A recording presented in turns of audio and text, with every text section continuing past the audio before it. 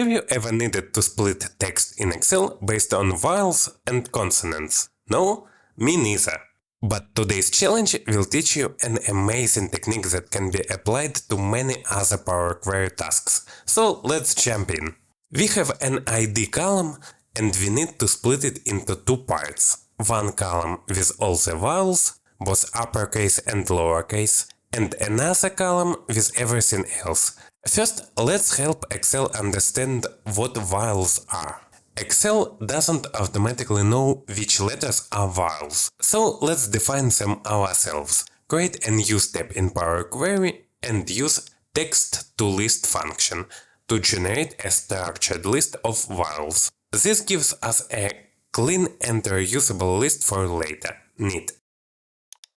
Now let's do the actual split.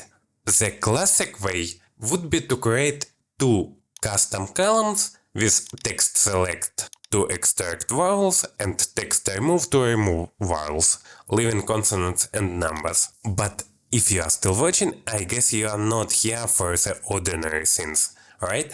What if I told you we could do it inside Table.SplitColumn function? Yep, one step. Let's try it out. Table.SplitColumn function takes the source table and splits the ID column into multiple columns. The third argument is where we define the logic for splitting. TextSelect function extracts only the vowels from each value in the ID column, and TextRemove removes the vowels, leaving only consonants and numbers. And just like that, we've split our column in a pretty elegant way. Don't forget, this technique isn't just for vowels and consonants. It can be adapted to separate letters from numbers, or filter out specific characters, or even categorize text dynamically. So what do you think? Can you come up with another creative way to use this trick? Let me know in the comments. See you in the next one.